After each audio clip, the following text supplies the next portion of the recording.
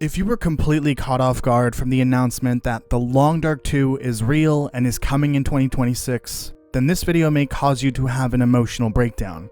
Speaking of breakdowns, that's what I'm doing in this video. Not only am I breaking down the announcement trailer, but I also want to go over the Steam page for Blackfrost, The Long Dark 2. Before I continue, please make sure to leave a like and a comment for the algorithm. Before I can talk about anything, I need to sit you, the viewer, down and have a quick chat. If you are not a game developer, you will likely not understand how the development process works. The most important thing when developing a game, other than a design and vision, is time. Games take a lot of time to make. The Long Dark has taken a lot of time to make. As of this announcement, it isn't finished, but it will be soon. A lot of people are going to be screaming into the void, why are they announcing a second game before the first one is finished? I just told you why, because games take a lot of time to make. While the game's story mode will be complete in a few months, we will still need to wait over a year for the sequel to be released for early access. If they finished The Long Dark and then started working on a sequel, Hinterland would likely cease to exist. A big part of maintaining a game development studio is planning out what your studio is going to do years down the line. Revenue needs to remain positive in order to keep the lights on. Overlapping the development of games is the only way to do this without outside investment, and Hinterland is against that. They value independence, and I respect them for that. You should also understand and respect the implications of this announcement. This isn't a cash grab or a con, this is how game development works. The rules are different for indie developers, unlike Rockstar, who can afford to spend billions on their leading franchise and a decade between entries. Someone in the comments will likely say that the constant delays are unacceptable, but have you seen the games industry lately? Delays happen all the time and for any infinite number of reasons. It is an inevitability in such a fragile process. We are lucky enough to hear about the delays at all from Hinterland. It's also a plus that the work-life balance for their developers is considerably better than the industry average. They don't crunch and therefore ruin their reputation and their developers' mental and physical health. Delays are a part of the process and unavoidable. With that out of the way, this is my breakdown of all the available information for Blackfrost. Let's start with the Steam page, which has a lot of juicy details. For the most part, I'm going to be summarizing the important information so we can keep this video as short as possible. If you want to read it all yourself, I will link everything in the description of this video. Blackfrost is set 1 year after the start of the Quiet Apocalypse. If you are new to the franchise, which I imagine there will be many people joining this community because of the Game Awards, I have an extensive series of lore videos covering the history of the world of the Long Dark, the history of Great Bear Island, the setting of the first game, the cause of the Quiet Apocalypse, and the events of Wintermute, the story mode from the first game. I will consider making a video in the future specifically for new community members to catch them up to speed on the relevant details about the Long Dark so far. For now, check out the lore playlist in the description. Blackfrost is a co-op focused game, but does support the ability to play solo. It takes place in a fictional Canadian city named Harmont and its surrounding environment. Thanks to a viewer by the name of Daniel DeBones, Harmont may be set in Ontario, Canada based on this license plate, but there is the possibility this car came from Ontario to Harmont. The game will launch in early access sometime in 2026, which may last 1 to 2 years. Like the first game, electricity and modern technology have been rendered useless unless an aurora is present. The world map will feature a city, towns, forests, and farms, as well as some mountainous areas, industrial ruins, frozen lakes, and flowing rivers. It also sounds like it is a fully open and seamless world. There will be NPC survivor communities present that can be joined. Unlike the first game, the player character will have customizable traits and skills. There will be RPG elements, making Blackfrost an open-world survival RPG.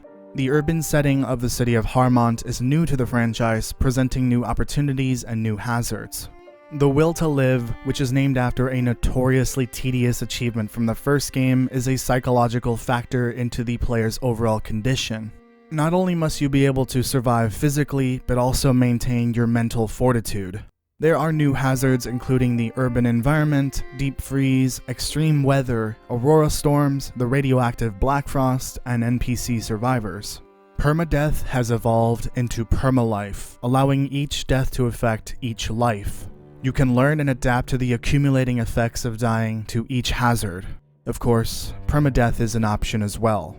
That covers everything notable from the Steam page, excluding the screenshots, which I will save for the end of this video.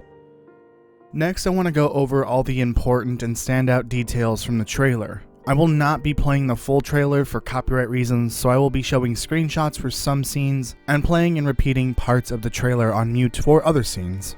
In the first scene, we can see a nuclear power plant in the distance, which is later revealed to be called Brown Bramble.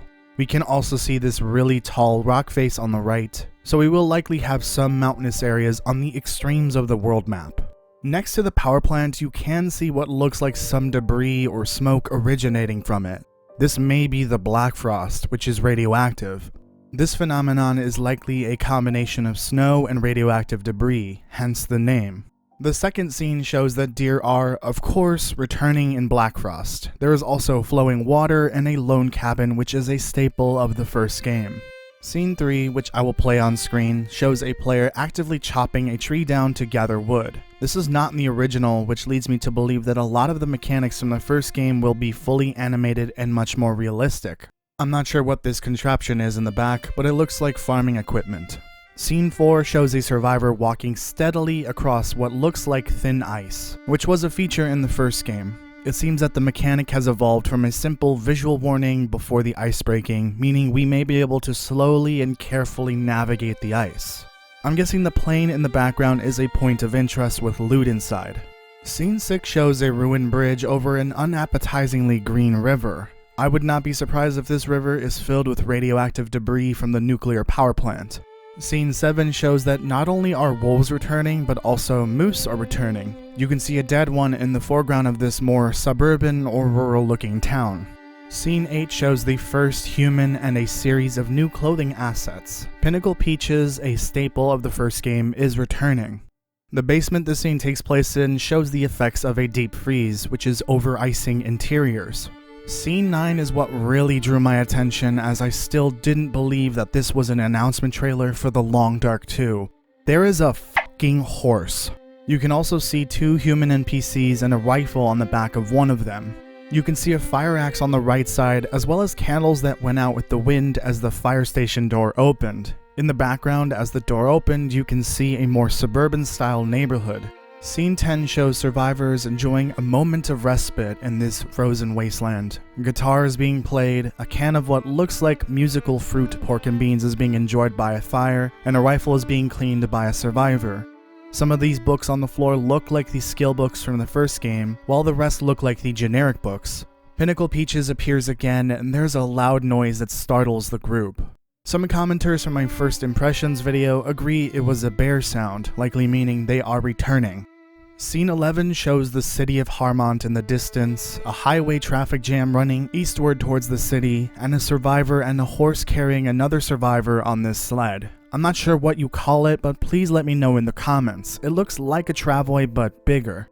The survivor on the sled is covered by a Harmont Fire Department fireman's jacket. Also, the survivor is carrying a hockey stick in their hands, which may indicate that traditional melee is making its debut in Blackfrost. For those unfamiliar with the first game, traditional melee weapons were limited to one instance in the Wintermute story mode.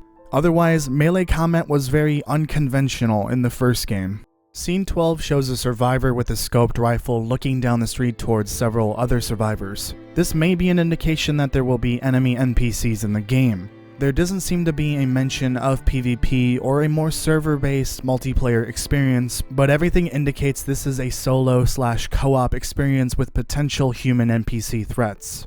You can see a large bridge in the distance and a poster for Brown Bramble Nuclear Power Plant, which seemed to be hiring before the start of the Quiet Apocalypse.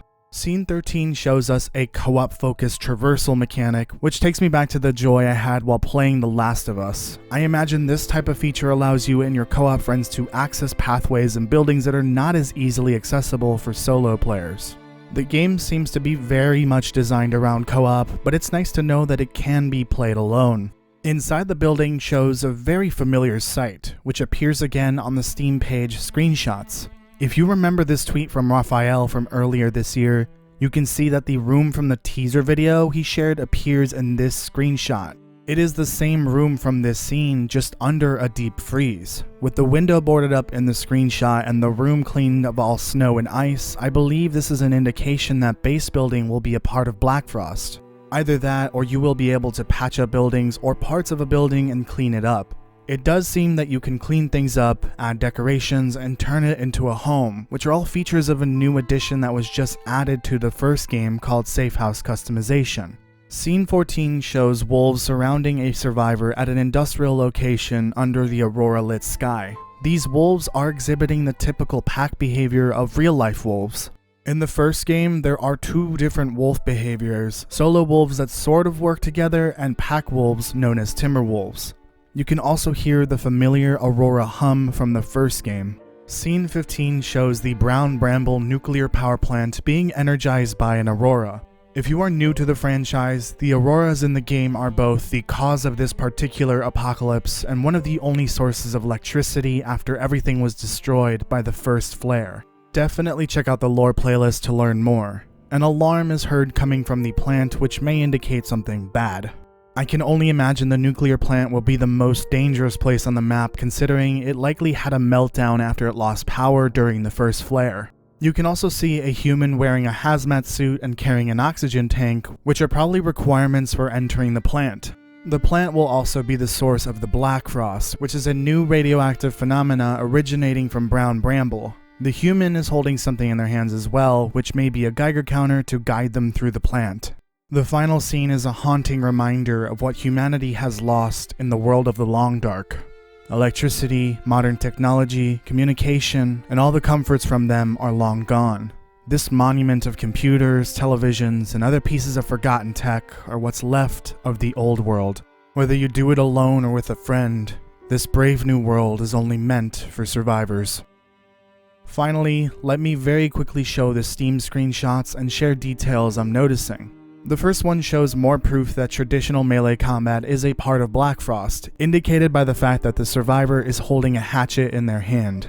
This looks like a diner called the Honey Pot, which once served spicy honey sauce. You can also see a coffee cup from the first game on the far left.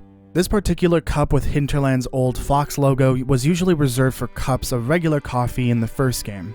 You can also see more Pinnacle peaches on the floor. There seems to be a furry, angry customer in this diner in the form of a wolf. In the first game, there was a legendary indoor wolf named Fluffy in one of the first major locations in the game. There were more indoor wolves named Sketchy and Scruffy that came later. In tradition with this naming convention, I will be dubbing this wolf Spicy in honor of the Honey Pot's spicy honey sauce. And if Zach Nafane, a fellow The Long Dark content creator and namer of wolves, has already named this wolf, well, fuck. Also, I totally forgot to mention the crow in the frozen room from earlier, which I will now dub Wilson. All birds are Wilson to me.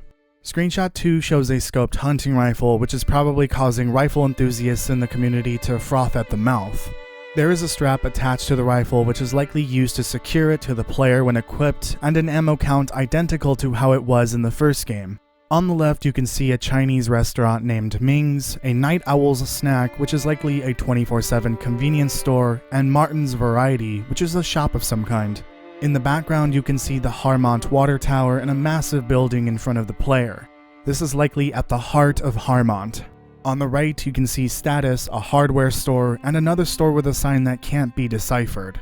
This is also where you can see the Ontario license plate that Daniel pointed out to me, but that doesn't necessarily mean this is Ontario. Screenshot 3 is rather simple, but shows a birch tree forest. In the first game, birch bark would be used to make a restorative tea for healing, so this confirms the return of birch trees and the possible return of birch bark tea. Screenshot 4 is the one I mentioned before, teased by Raphael earlier this year. It is the same room that the survivor climbs into in the trailer, but it has suffered a deep freeze. From boarded up windows and doors to the furniture and decorations with a particular older style, this room is busy. There are signs that survivors have used this as a base considering it is no longer a freezer, and there are modifications to it. I'd like to think that this is an indicator that you can start a base in existing structures and make them into a home. You can still see the days counter above the fireplace. There is also a map on the wall next to the fireplace, which may be the map of the Harmont city limits. It shows a marked drawing of a deer as well as other markings and post-it notes. which likely are details about the area left by the survivor that left this map. You can see a radio setup and a conventional oven next to the map as well. In the back there is a dead deer on a table in what looks like a kitchen. On top of the piano you can see a spray paint can, but with a different model compared to the one in the first game. You can also see homemade candles all over the place. On the right side of the room, you can see what looks like a workbench with a series of new and old tools, including saws, hammers, axes, bolt cutters, pliers, wire cutters, and much more. I want to say that the propane tank inside the stove is maybe for cooking, or maybe is part of the workbench area. Screenshot 5 shows a mountain in the background, an aurora in the sky, and various structures that kind of look like large cabins. The building in the back says The Point and kind of reminds me of a store just from the building's appearance. There are cars everywhere and abandoned technology scattered as well. There is a power pole on the left that is on fire, which is likely caused by the aurora. In the first game, there are several instances in the story and lore that indicate the auroras are responsible for various electrical fires around Great Bear Island. You can also see another power pole on the right that is showing an electrical arc, which is also likely from the aurora. The final screenshot shows the exact same cabin from the second scene in the trailer, but from a different angle. It is now nighttime and we can see a new lantern model and a new fuel indicator in the shape of the lantern. As far as I can tell, that is literally everything I can decipher from the announcement of Blackfrost: The Long Dark 2. Except there is a new webpage dedicated to the announcement. On it are 2 exclusive art pieces. One is just an alternative to the Harmont highway scene shown in the trailer, and the other confirms something that is just as exciting as the inclusion of horses in the sequel. Dogs. Dogs are going to be a part of Blackfrost. One is literally running around with a leash still attached, while it and a pack of other dogs are chasing a deer. This art piece also shows a beautiful yet haunting industrial scene with a train yard, factory, and smokestacks in the background. We better be able to pet a dog. You hear that, Hinterland? We better.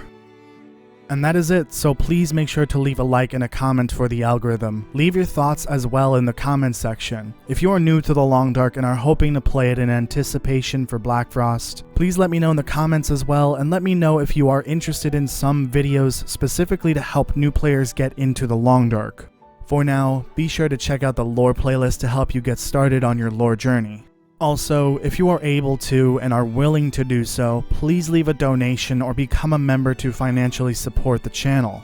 The first impressions video that released yesterday did insanely well, but literally none of those views are monetized because of the trailer music. I don't normally ask for financial support in videos, but this is an exception because of that video. It would help a lot, and I would appreciate it greatly.